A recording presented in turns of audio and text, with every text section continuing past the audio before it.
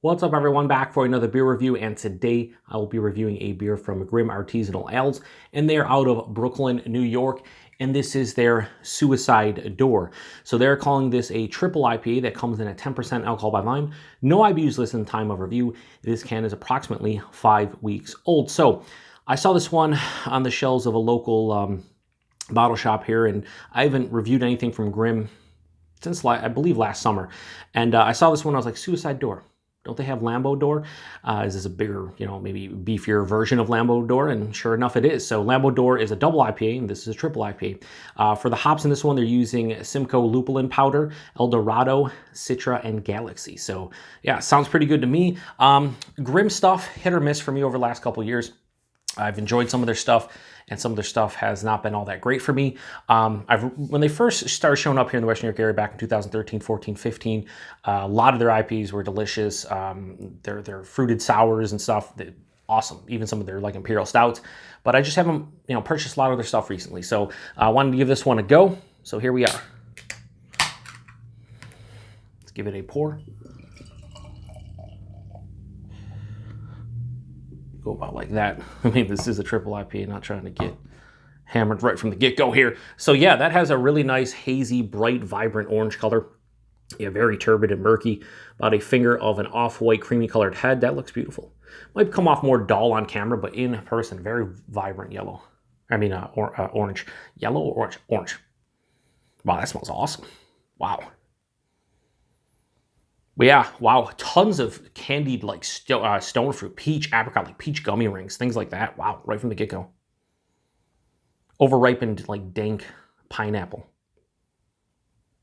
It's herbaceous, it's dank. It almost has a mustiness to it. That's how dank it is. Oh, big malt presence as well.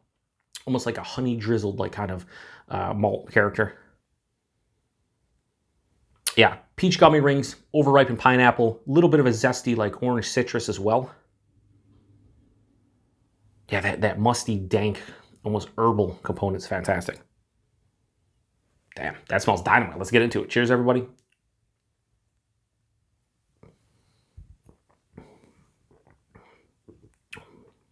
Really, really nice. That's a really nice beer. Wow. First couple sips, I can tell it's a bigger IPA just based on the characteristics. But man, I'm not getting like any astringency of the alcohol. It just has, at this point in time, I've drank so many triple IPAs, and I started out about a year ago saying, I don't really like triple IPAs, blah, blah, blah. And now like it seems like I review a triple IPA every single week. I love the style. There's just so much flavor. Yeah, they're 10%, but usually it's like one beer I'll drink a day, or maybe one in a smaller beer. So I'm fine with it. If they have flavors like this beer, then I'm definitely fine with it.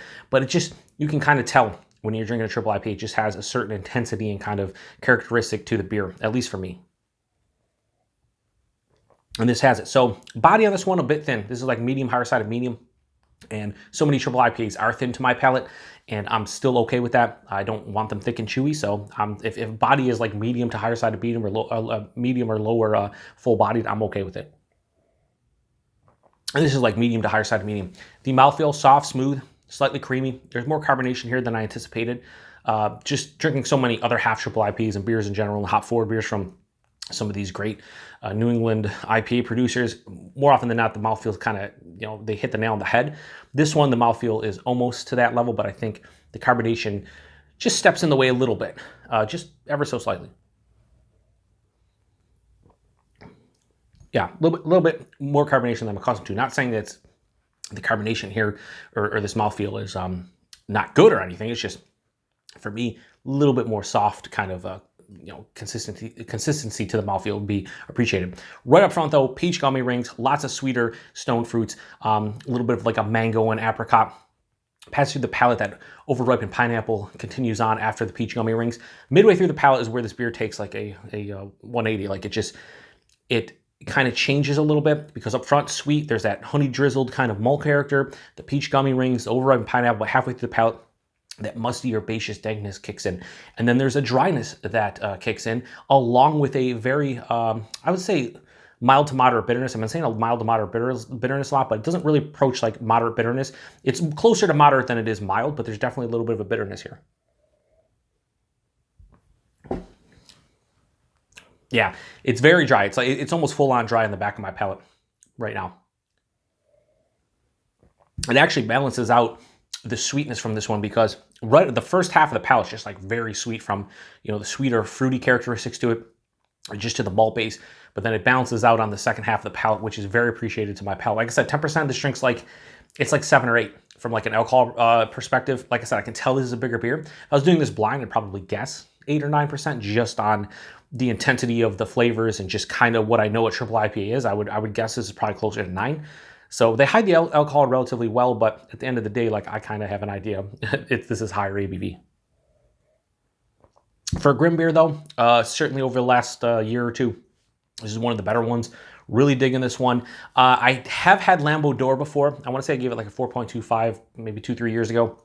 It's been a while since I've had that one, and this is kind of in the realm of that. I enjoy it probably to that level. So Suicide Door from Grimm, I'm going to give it a high 4.25 out of 5 and go 4.3 out of 5. It's a good beer. It really is. To get in the 4 or 5 level, maybe a little bit more complexity. There's not a ton of complexity here. It's just more, like I said, like that gummied, peach gummy ring type of thing, overripened pineapple, a little bit honey drizzled malt, and then you get like the, you know, the dryness and the herbaceous musty dankness. So there's like 4 characters here for the most part. I would like to see this a little bit more complex to get a higher rating, but at the end of the day, 4.3 out of 5 is a really good score for this beer. It's quite tasty and probably the best Grimm beer I've had in, you know, 6 to 8 months. Anyway, it's the only beer I think I've had from Grimm in 6 to 8 months. I don't know. I think I reviewed a couple last year on the channel. So many beers that I've reviewed over the last year and a half that I kind of forget. I think I did their first anniversary beer from their Brooklyn facility. I think that was pretty good. I don't know. This one's damn good. So 4.3 out of 5, Grimm Suicide Door. If you've had this one before, let me know what you think about it. Price and availability. I don't even know the availability of Grimm. They used to contract brew in a place in, I think it was Virginia, and then people started seeing their stuff all over the Northeast and Mid-Atlantic. As far as stuff released from their Brooklyn facility, I have no idea. In the Western New York area, very ample. You can get their stuff. So if you live in New York, you should be able to find Grimm easily. Outside of New York, I don't really know. And price point, $6 a can. So you're talking $24 a 4-pack. That's the upper echelon that I'm willing to pay typically for something like this, a triple IPA. Most triple IPAs from breweries that I buy nowadays are $20 to $22. So 24 is on the higher end, but still something of this quality, I think $6 a can, well worth it. I mean, you're basically getting 8 in a 16-ounce can, and it's 10%. So if you compare this to a single, you know, 5-ounce or 5% beer, you're getting like 2.5 times the amount almost. So, I mean, it's a good deal for what it is. But I could see how somebody would, you know, look at this on the shelf and be like, "There's no way I'm paying $6 a can. I don't care if it's 10%." And I totally get that. For me, I think it's pretty much right in the wheelhouse of the price point for this one, albeit slightly higher. It's fine for me. So anyway, like I said, if you've seen this one before, let me know what you think about it. Appreciate everybody stopping by for another beer review here on the Beer Patrol. To the next one. Oh yeah, one thing I want to say about this one is that not overly sweet. As I said, it balances out, and that's the one thing about triple IPAs. Sometimes they can be way too sweet, and I think this one has a good balance. So if you want triple IPA with a little bit more balance, check this one out. Cheers.